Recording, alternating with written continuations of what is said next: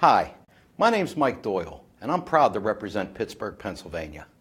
I'm also the ranking member of Communications and Technology Subcommittee in the House, where the battle for net neutrality has been fought in Congress for more than a decade.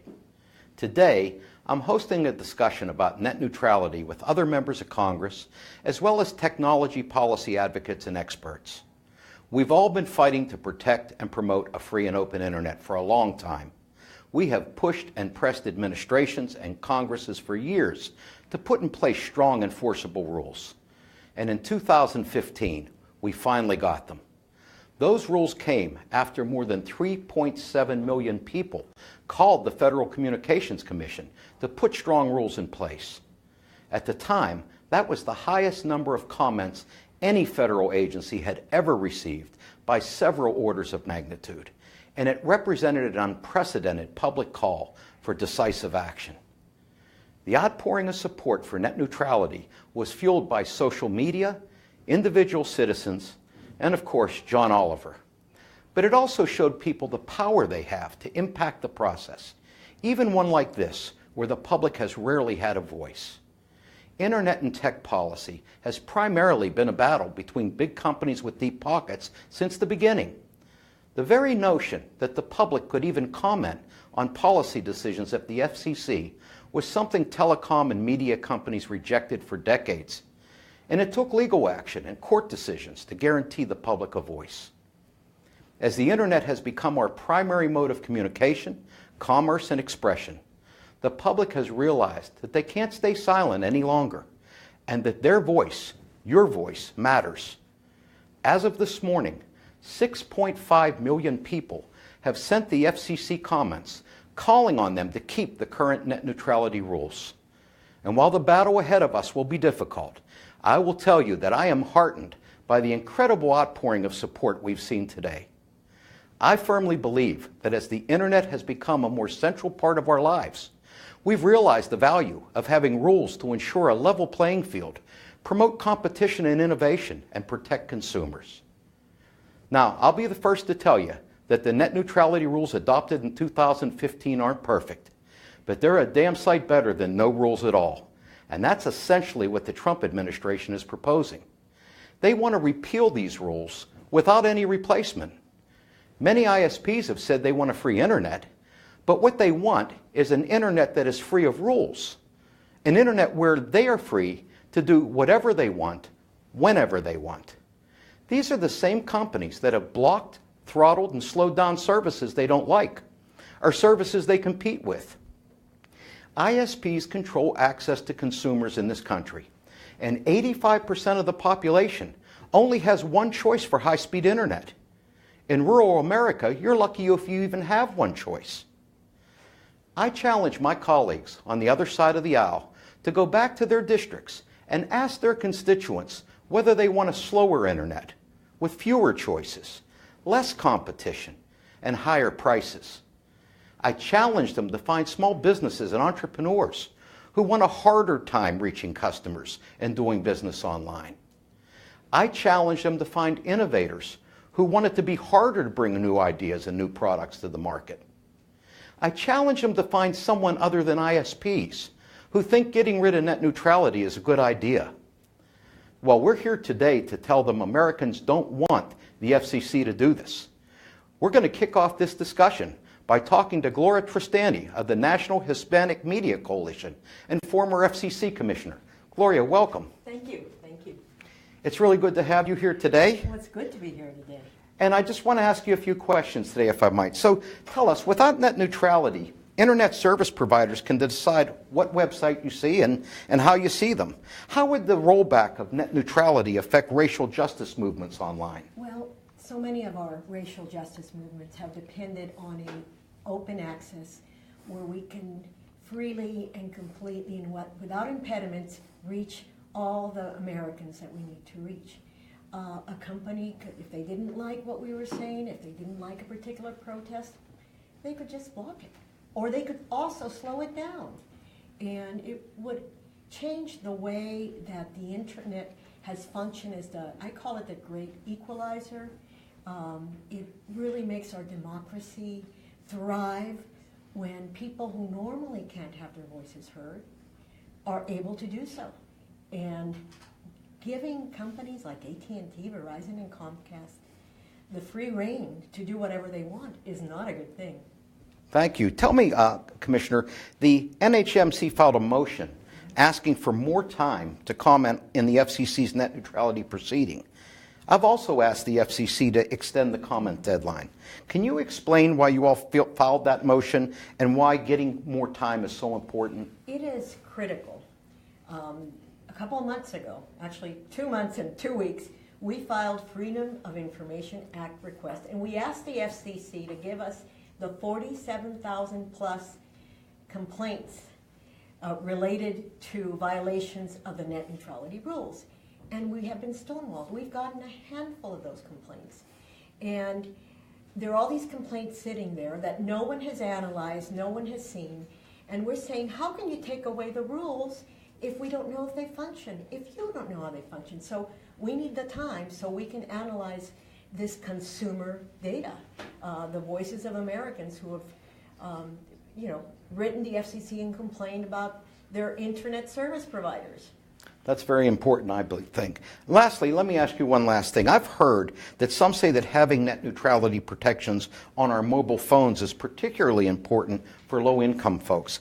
Can you explain that? Well, I can tell you it's particularly important to the Latino community, which is a community that we focus on, because Latinos have the highest percentage of just using smartphones versus desktops or other access to the computer. So if you do away with it for the vulnerable populations, and it's not just Latinos, it's other people of color, they won't be able to do many of the things that, these movements, this engage in democracy, actually engage in business, and continue to thrive. I see. Do you have any closing comments you'd like to make and to tell our viewers why it's so important that they contact the FCC and make their feelings known? Okay. It's really important that you let the FCC know. Comments, the initial comments are due next Monday. Then there's a period through August 16th that you can comment, and you can continue to write to them after that.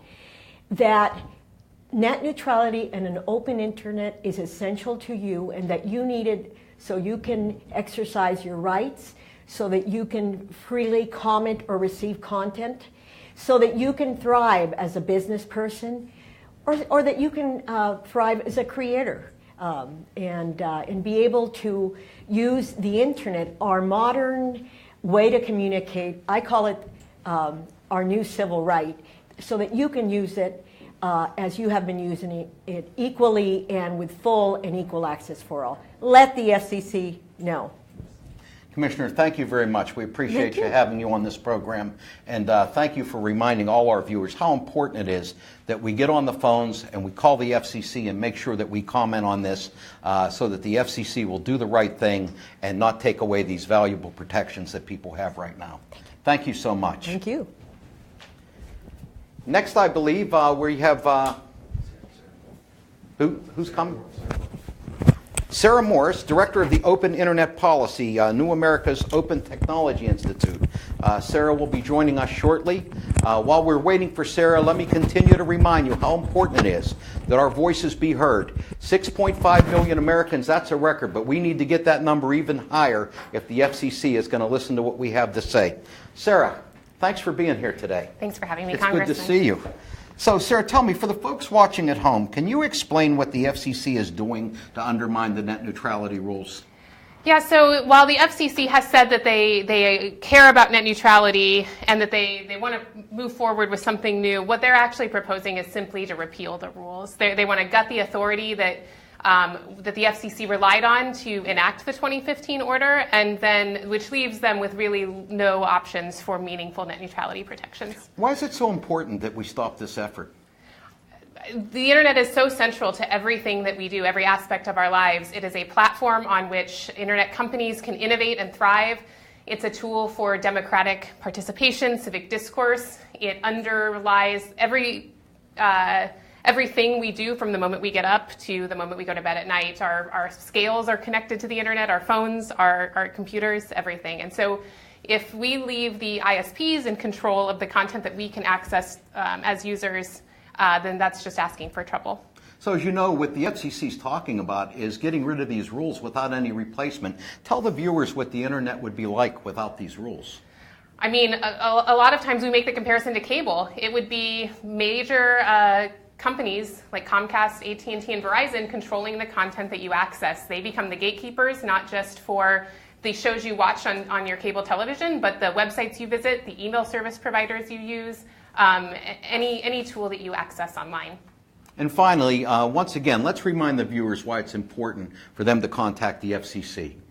You know, we really believe that a groundswell of support for the existing net neutrality rules can move the needle. This is how we got the rules in the first place. Millions and millions of commenters from all across the country made their voices heard. The time is now to do that again, and there's a really important opportunity right now. Great tools available with the Battle for the Net site to do that. Sarah, thank you so much for being with us today. We appreciate it. Thank you, Congressman. And let me remind our viewers, 3.5 million comments to get these rules in place. We're at 6.5 now, but we need to keep going if we're going to get the FCC to listen to us. They need to hear from you. So let's make sure we're lighting up those phones at the FCC's, make sure we're making comments online and letting the FCC know that we don't need to fix something that's not broken. We want to keep our open internet rules. Thanks.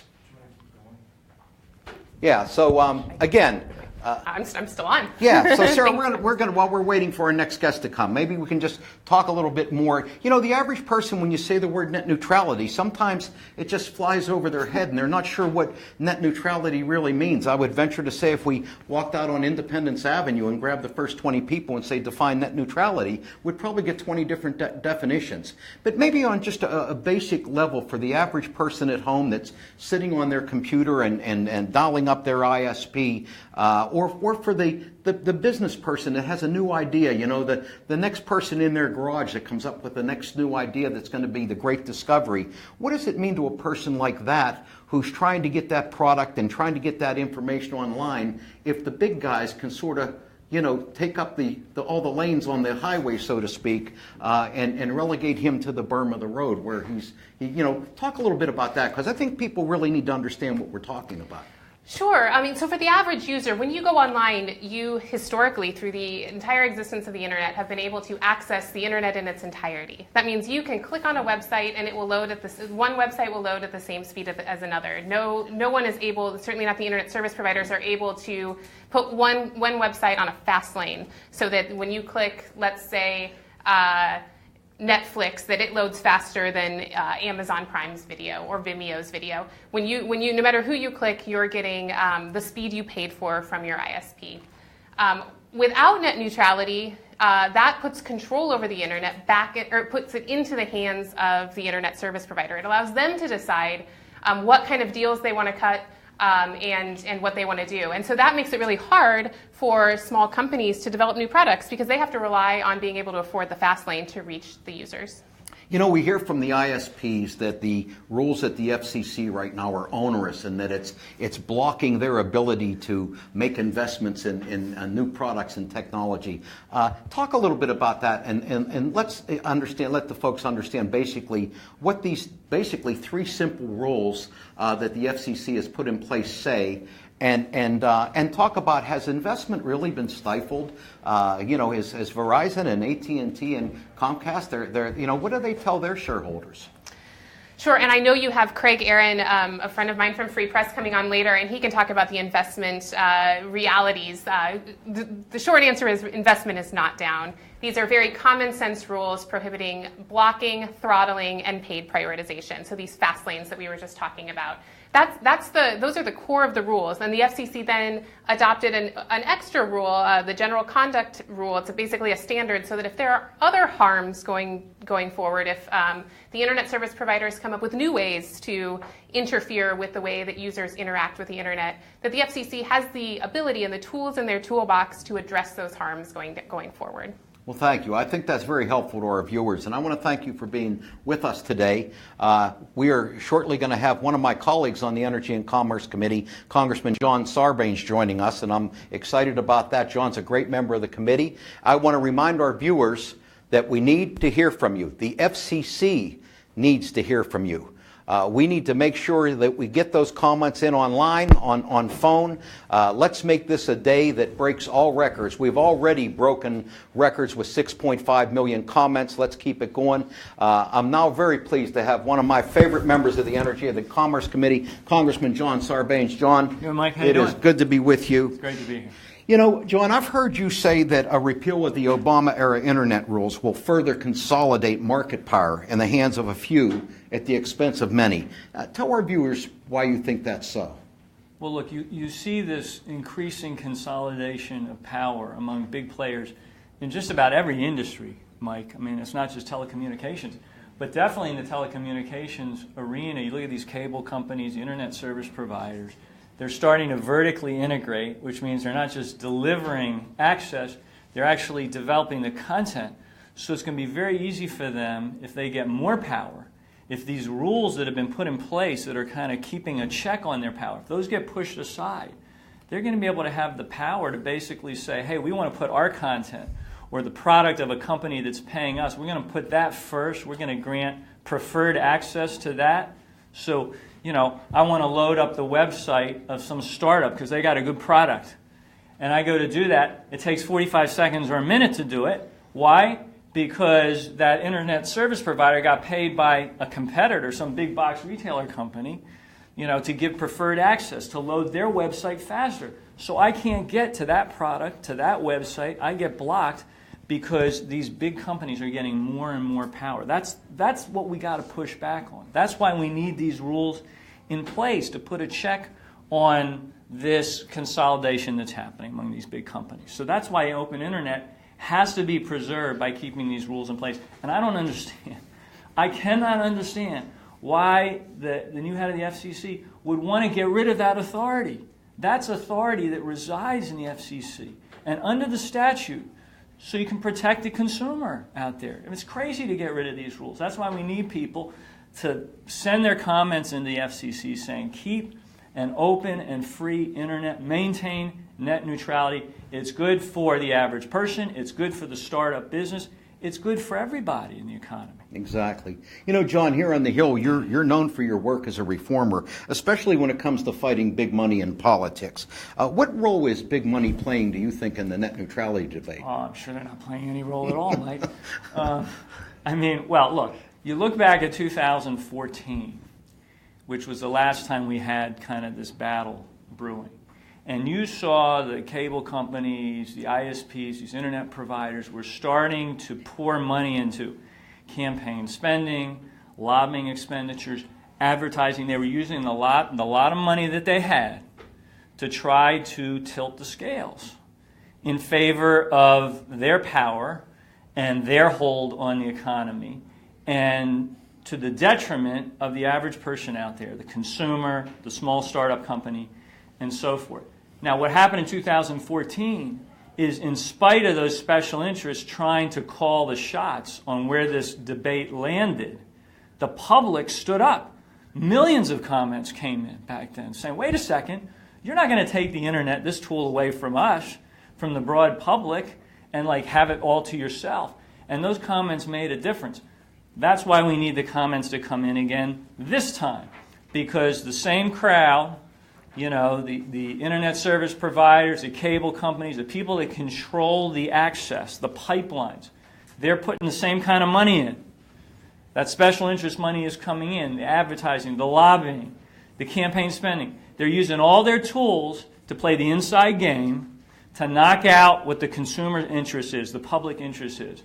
We can overcome that, but only if millions of Americans step up before this comment period is ended. And I think they can go right to the FCC website, and they can put their comment on saying, we have got to keep a free and open internet. That's why this day of action today is so critical. And I want to thank you not just for your work on the committee, really sort of standing guard over preserving the openness of the internet, but also helping to lead this effort to let people know that they gotta step up and let their views be known on this kind of thing. Yeah, and I think people are starting to realize, you know, the internet is part of everyday life, and it goes across the breadth of ages, of race, of income throughout the country. And people don't understand that a lot of this is a threat. You know, the big question we hear all the time, if all the ISPs claim to be for an open internet and say, you know, we're not going to do all those terrible things that you're, why is it that they fear the rules that are in place? If they say they're for all these things, then why does it bother them that there's a rule that says you need to be for all these things? It's a very good question. It makes you wonder whether they're really being completely candid when they say that. You look at these rules, things like you cannot block access, you cannot give preferential treatment to people because they're paying you, because some big company is paying you. What we call paid prioritization. Paid prioritization. People hear that word and sometimes they don't know what that means. It's some company that has deep pockets that can go to the internet service provider, some cable company, and say, hey, you know what? I want you to load up my website first. If somebody's looking for a power drill and there's a hardware store down the road and they decided to compete, they needed to get a website up, right? They're being entrepreneurial about it. They understand that's what they need to do. So they developed this website.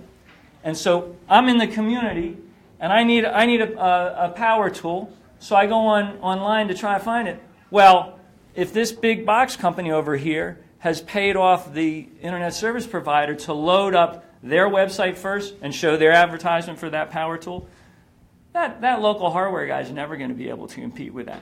That's not what we want. We want startups to be able to have a decent shot at competing.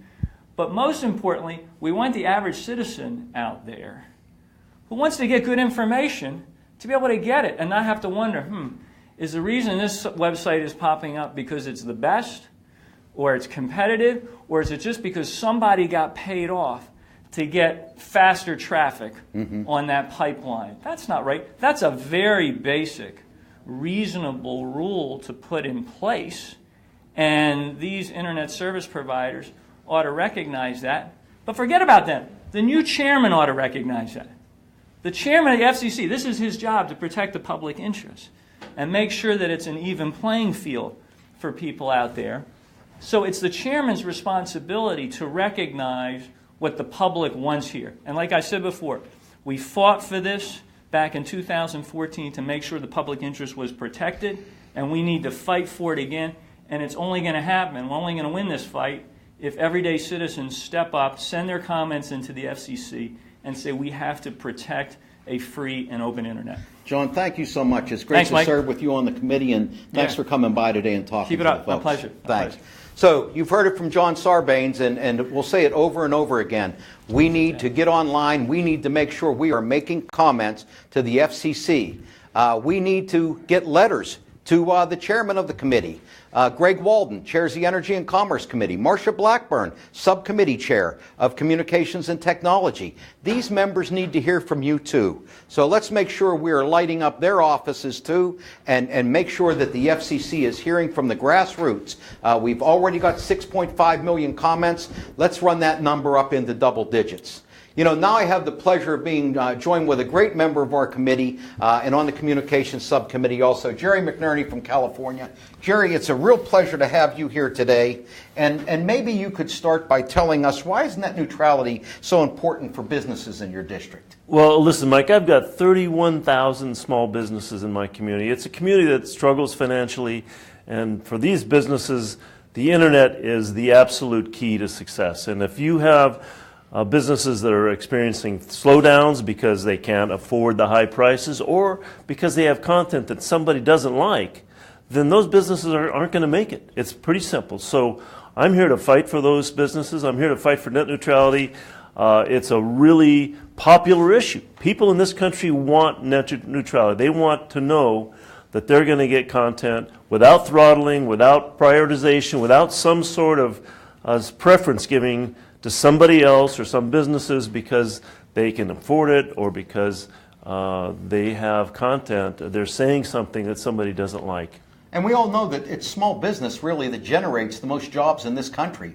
If we're going to see economic growth and job growth in the country, it's going to be by growing small businesses. Tell me how these small businesses in your district rely on the internet to launch their products and services and get information out to people. Well, I just talked to a hairdresser this morning that just opened up a small business, and she has videos that she downloads to potential customers. It gets them interested in what they can do. She uses that for scheduling. That's just an example of how you can promote your business. You can market your business. You can promote it. You can reach a wide audience. Mm-hmm. And these folks don't have a lot of money to be putting out there for advertising. And so this is a great way to reach a lot of people. Do your small business people tell you that the internet's helped them expand their customer base? Are they getting access to more customers because of the internet? Oh, that's exactly right. When you can put something online on a YouTube, a video, somebody can download it, then you're going to get more visibility, and you may have an office or a business that's at a small corner, but people all over town can see it and they come in. So what you're seeing in your neck of the woods in California is the internet is a tool that's growing small businesses, and it's really a vital part of your regional economy in California. Oh, it sure is, Mike. And we also have a lot of ag in my company. We've got a lot of wine growers, a lot of boutique wine growers. They depend on being able to get the word out. They may have videos, and that's just a common practice now. If you're held back for some reason, then you're not going to succeed. And we need small businesses. I mean, they create 80% of the new jobs in our economy. You know, we hear Commissioner Pai or Chairman Pai say that these rules have put an economic straitjacket on innovation and businesses. Yet we don't see that anywhere. ISPs claim that this is hurting their innovation, but they don't tell their shareholders that, do they? No, they don't. I think Chairman Pai, he might have the right. I mean, he must have the right intention and good intentions here, but I think he's way off base in terms of what he thinks is going to work and what's going to make the economy stronger, because it's small businesses that make the economy grow. Large businesses may be an acre here or there, but if we give preference to large businesses, we're going to see our economy in Stockton, California, and Antioch, California, we're going to see them plummet. What would you like to tell your small businesses and your constituents in Stockton? What do they need to do today in this Net Neutrality Day of Action? Well, they need to get online and they need to get those comments out there. We need to hear from so many people that it just overwhelms the Federal Communication Commission, and I think that's the key here. We want people to get engaged. We want people to let them know at the FCC how important net neutrality is, because if they don't hear from you, then they're going to assume that they're on the right track, and by golly, they are not on the right track. They're way off base. And Jerry, we have seen what has happened recently with the CRA on privacy. Privacy is, I know it's important to you, it's important to me and to many of our constituents. And it's interesting to see how some of the Republicans that were so big on this CRA on privacy protections are now trying to roll that back a little bit. But talk about why it's important that we have good privacy rules in place too. Well, you know, if you're an internet customer, and I think just about everybody is, certainly everyone's listening today, then you depend on an internet service provider to give you access to that internet. And what's happening is that they want to have access to your data. They want to be able to say, so-and-so lives at so-and-so, we know where you work, we know what your income is roughly, we know where you live, what your preferences are, and that's worth a lot of money to these providers. They want to have access to that. They want to be able to use it. They want to be able to sell it. They want to be able to sell your private information. And I think that's unacceptable. They need to have permission if they want to use private information. At least that's my point of view. Yeah, and basically what FCC was saying is that you can't sell someone's data without asking them permission first, right? Right. And also that they would safeguard the data, that they'd make sure that, you know, your data was safe, and if somebody breached your data, they would let you know about that. I mean, it seems like three very simple common sense rules, yet our friends on the Republican side brought up the most onerous vehicle you could bring up, a CRA, which in effect wipes this out and doesn't allow you to even bring it up again. Well, I was surprised and disappointed when I saw them bring up that CRA, and they worked really hard, and I warned them on the floor, hey, listen to your constituents. Your constituents don't want their data to be available online like that and be sold like that. And yet they passed it anyway, and now I see they're having regrets. I mean, people back home are saying, why did you sell my data? Are you getting kickbacks or whatever? I mean, and it puts a big cloud over them. And I think now they're realizing that I have a bill that will reestablish that, and I hope that people can sign on to that. It's the My Data bill. I remember during the debate on the floor, one of our colleagues says, if you can go outside and find one person walking around the Capitol that thinks it's a good idea that they can sell your data without your permission, I'll vote for the CRA. No Republican took them up on that, did they? No, it wouldn't be possible. Have you had any of your constituents call you on the phone and say, yeah, that's okay if they want to sell That and net neutrality today are our biggest inputs for my constituents. Yeah, and I think we're seeing, as you said, from Republican members who are being asked by their constituents, why did you vote to allow this to happen, my data to be sold? Think of the implications on people's health records, for instance. If a potential employer had somebody's health record and maybe this person had some sort of a chronic condition, and how that would affect their ability maybe to get a job with that employer. That's why it's so important we have these protections in place. And I think a lot of people just assume that they're safe, but nobody should think that their data is private. In this day and age. And so it's an important issue and one that I think we've been fighting hard for on the committee. So. Well, I think it's up to us as federal legislators to protect people's privacy, and people expect that of us. So when that doesn't happen, they're going to be surprised and they're going to be angry, and I think they're justified in that. So we need to get those protections back.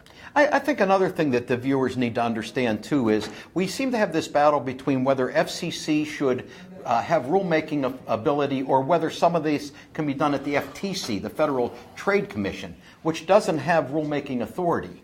And I think the difference they need to understand is FCC has the ability to set down rules, and then they have to abide by these rules. They can't break these rules or they're in violation. At FTC, there's no rules per se. It's once they've done something and someone files a complaint against them. That's right. Then the FCC investigates that complaint or may or not take action. So I think people get confused with the terminology FCC, FTC. What does paid prioritization means? What's net neutrality? I think our job as legislators is to try to explain what this all means and what the impact is for the average person. So maybe in closing, I know we have another guest coming up.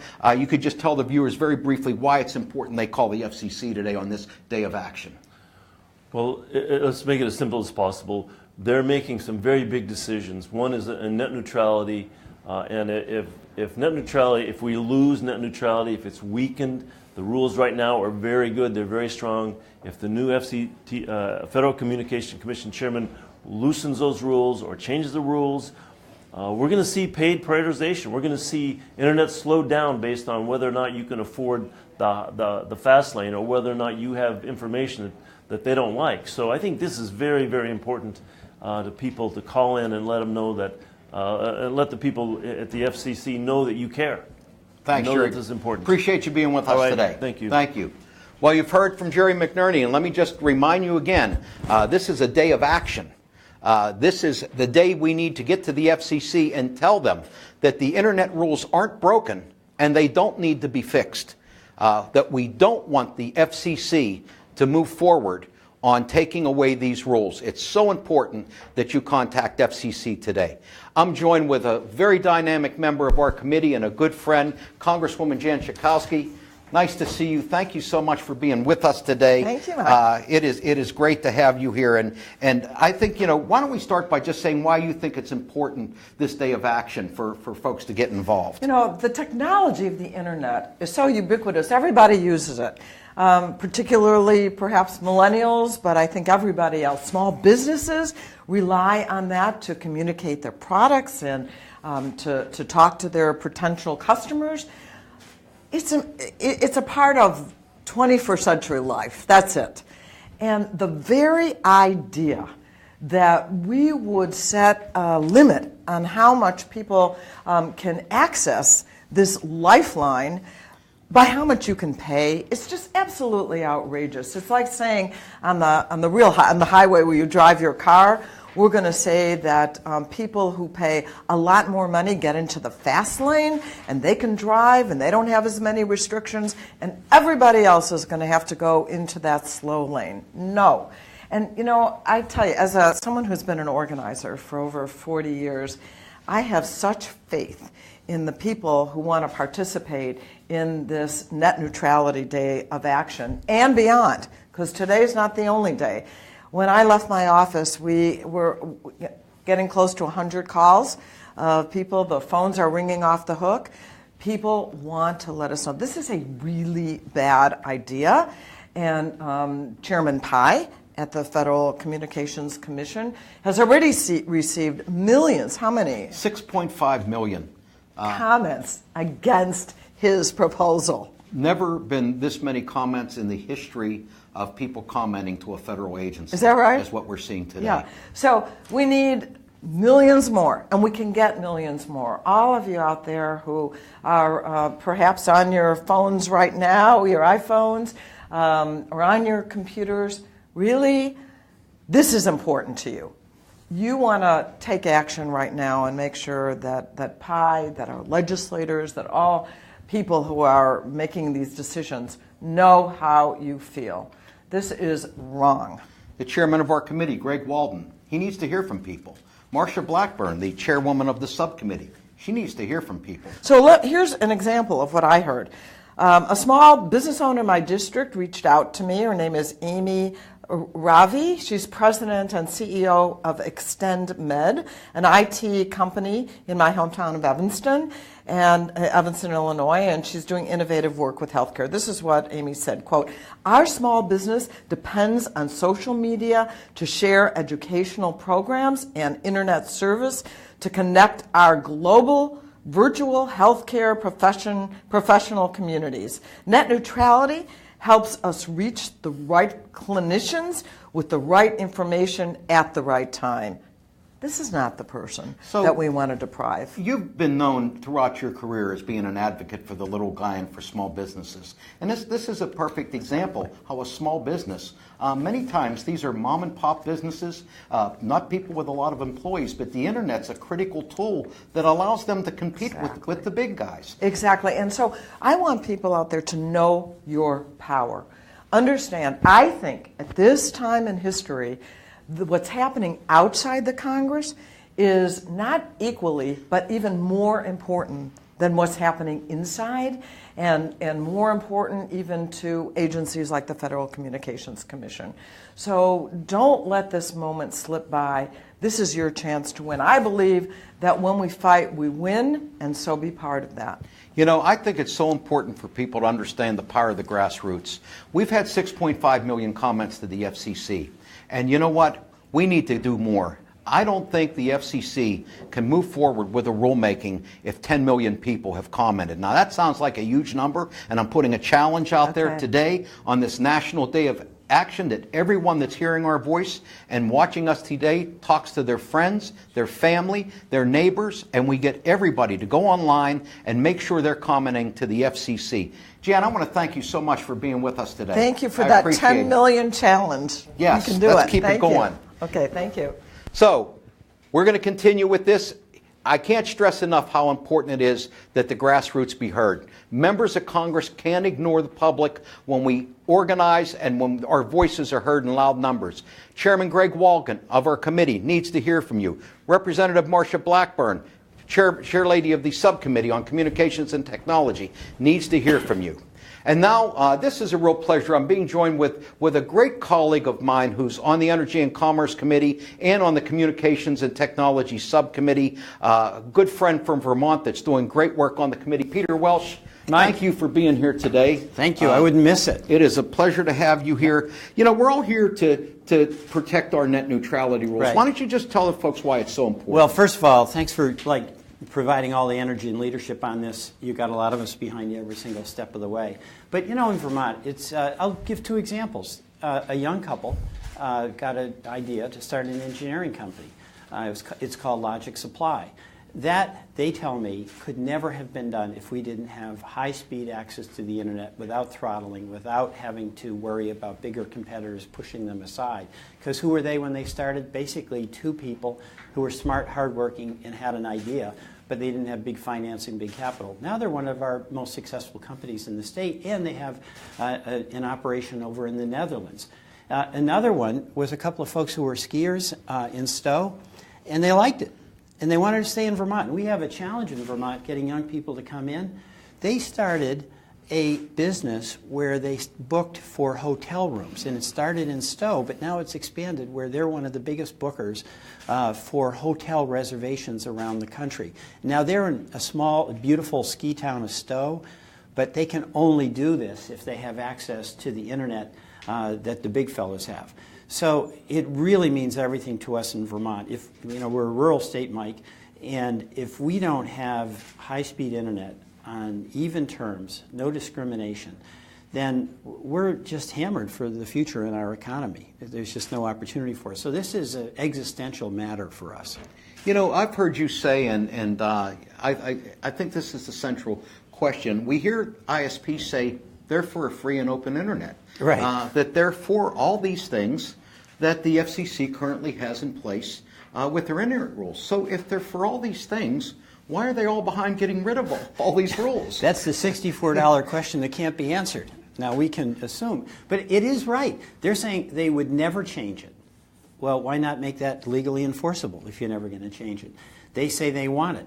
Well, why don't we make that legally enforceable so there's a guarantee? Because, let's give them the benefit of the doubt. The folks in charge now, maybe that's their view. But there'll be new folks in charge. And there'll be shareholders. And there'll be hedge fund folks putting the squeeze on, saying you can ratchet up your profits. And why don't you just charge a little bit more to that company, Logic Supply, in Peter Welch's Vermont. And the squeeze is on. And there'll be a new board of directors putting pressure on those folks. This is where you can make money. Why should we be suckers? We can make more by charging them more. So, if they're for it, be for it. Yeah, that's a good point. Tell me, what do you think happens if we really just let the gatekeepers decide what Americans see and what they don't see on the internet? Well, we've seen it. We've seen what happens. It's called monopoly pricing. I mean, that's essentially what happens. And that's as basic as anything. And the trust busters, going back to Teddy Roosevelt, had to deal with the fact that there were monopolies that were being created, and they created the antitrust laws. And that's an ongoing challenge for us. And what we pay lip service to in a lot of the big companies that have been very successful, and they do things well, pay lip service to, is competition. But then they use a lot of the enormous influence they have, and that includes here in the halls of Congress, Mike, you and I know that, to argue that if you upset the apple cart, then it'll be bad. But what that bad is competition. And competition we know is good. I mean, that's basic market capitalism. Peter, before you leave, why don't you just take a moment to tell the folks that are watching us today and your constituents in Vermont what they need to do today on this day of action? Well, I've heard you say it. We've got to contact everybody. I mean, starting with the Energy and Commerce Committee, Greg Walden, who's the chair of the committee, let them know you're out there. But the FCC is really urgent. They've got to hear from people with specifics, not just the boilerplate thing. Say what it means to you. And it might be you as a business because you've got an idea. It might be you because you want to be politically engaged and have your voice heard. Whatever it is that you use the internet for, where you have free and open access right now, let us know, let them know, the FCC, what that is. And just keep at it, because those comments make a difference. This is a big challenge. The FCC has indicated which way it's going, and we've got to turn them around. Peter, thank you so much. You're a great member of the committee, and it's a pleasure to work with you on energy and and you're doing a great job on this, Mike. Thank you. Peter Doyle Welch, is Vermont. the one. Doyle. Okay. Go Pirates. So, and thank you to Peter for Pittsburgh Pirates need all the help they can get right now. Listen, moving on, we're going to have some more people coming on shortly. I just want to remind people how important it is that we talk to the FCC today. This is a day of action. It's not a day of just listening. It's a day of listening and then taking action. I'm joined now by Craig Aaron, the president and CEO of Free Press. Craig, it is a pleasure to have you with us today. Thanks for being here. Craig, the current chairman of the FCC, as well as a number of ISP industry groups, have said that the open internet rules were a solution in search of a problem. Yet it seems to me that the current rules are in fact tailored to address things ISPs have done in the past. Can you give us an example of when ISPs broke the rules in the past? Absolutely. There have been a number of times that companies, Comcast, for example, was caught blocking people's lawful file sharing. Been in an example where AT&T was requiring FaceTime users to buy more voice minutes if they wanted to use FaceTime, which doesn't require voice minutes. It doesn't make any sense, right? And these are the kind of schemes, and this is really the tip of the iceberg. The reason we're so concerned about what could happen in a world without net neutrality is that when these companies are under oath in court, when they're talking to their own investors, they make it very clear. If they are free to discriminate, if they are free to favor their own content and services over that of their competitors, that's exactly what they're going to do. They've been very clear, not when they come here to Washington, but when they talk to the industry, that that's what they want to do, and I believe them. You know, I always find it strange when the senior executives at our nation's ISPAs always tell Wall Street and their investors that net neutrality and Title II aren't a problem. But then when they come to Congress, they scream bloody murder. Why is there one message for Wall Street and another message coming from K Street? Yeah, well, that's just it. When they actually have to talk to their investors, they're legally obligated to tell them what's impacting their investment. So that's where you get the truth. We actually went and dug through all of the filings and 10K reports of all these companies, and anytime they were asked about what are the impact of these open internet rules on investment, they said, there really isn't any. You know, we're going to make business decisions for business reasons, and that's just the reality here. One set of rules are not going to decide whether these companies invest or not, but what we do know is that under these rules, the whole internet ecosystem is actually thriving. So we see great new investments in online video. We see great new investments in cloud services, all things that are made possible by the free and open internet, without knowing that they're on an even playing field where they can compete with a Comcast or an AT&T or a Verizon.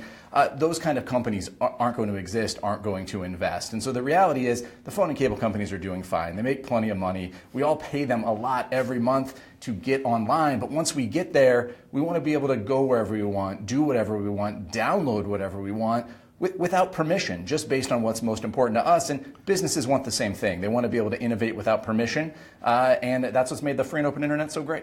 So when FCC Chairman Pai says that these rules are an economic straitjacket on innovation, the facts don't really bear them out, do they? There is zero evidence. In the company's own words, they make clear these guys are making huge profits, continuing to absolutely thrive. And what we really need to be doing is looking at the whole internet ecosystem. And there's no question, since these rules were put in place by the Obama FCC in 2014, the internet ecosystem is thriving. So it's not a simple question of is it just one set of rules or not, but it is about what's that even playing field for everybody. And I don't think anyone would argue we want to go back to a world where the free and open internet, where anybody with a good idea can have the reach of one of these big companies. We don't want to go backwards, and it's very clear by any metric these rules are working.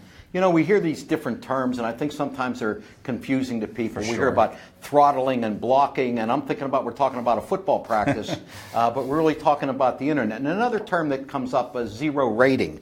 And it's a new practice that can be good when it's done in a fair way. That's right. Could you talk a little bit about what zero rating is and how it can be used anti-competitively sometimes? Well, I think the problem is with something like zero rating, essentially what that means is that a company will decide that certain content doesn't count against your cap or your monthly bill. So they might say, hey, come join our service because we'll allow you to download all the music you want and it won't count against your cap. And so as a consumer, of course, you're thinking, oh, that sounds pretty good to me. But the problem is, who's making the choices and who's going to be included? And we have to start to ask ourselves, wait, what do we even need the caps for? What we need is a world with big open pipes where you get to decide as the individual, do I want to play a video game? Do I want to download music? Do I want to read the news? And have all that content treated fairly. So I think the concern over zero rating is that it's going to be a backdoor for a big phone or cable company that's also a big media company to favor their own content. You know, if Comcast owns NBC and AT&T is trying to buy Time Warner and Verizon owns AOL, if they're allowed to put the content that they own in the fast lane ahead of other content, that's unfair, and we don't want to allow that. And net neutrality is what protects that from happening. Craig, it's really been great to have you here. Let's close by reminding the people that are watching us today, this is a day of action. It's not just a day of listening. We need to take action. Craig, why don't you tell the folks as we close up today why it's important for them to take action? Well, I've been fighting on net neutrality for more than a decade, and at every turn, people want to tell you that the public's voice doesn't matter. But it's simply not true. What has turned this debate around, what has created the good policies we have now is public pressure, public involvement. And the FCC can say they want to take away these rules, but we know that is much easier said than done. And today we can create a record that will be undeniable about where the American public stands on this issue. And when the FCC has to go to court, well, when they have to go back, opponents of net neutrality have to go back home to their districts, they're going to find that the public is absolutely on the other side. That's what this day of action can show. People can go to battleforthenet.com or straight to the FCC. Make your voice heard. It really matters. It's part of the record, and your voice needs to be heard in this debate. We know the lobbyists' voice are going to be heard. This is a day for the people everywhere to be heard. Well, you've heard it from Craig. The power is in your hands. You have the power to make sure that we keep a free and open internet. But the only way that's going to happen is if we continue to hear from tens of thousands, hundreds of thousands, millions of people contacting the FCC, contacting their member of Congress, contacting their senators, and telling them we want a free and open internet and we want to keep the rules that are in place. They're not broken. There's nothing that needs fixing. We want to keep those internet rules right where they are at the FCC. You have the power to make this happen. Get on the phone, get on the internet, talk to your friends, talk to your family, talk to your neighbors, and let there be a grassroots swelling coming from the country that the FCC and the Congress can't ignore. Thank you so much for being with us today. Let's have a great day of action. Let's get online and let's start getting those comments rolling. Craig, thank you very much. Thank you, Congressman. Thanks for your leadership. Thank you.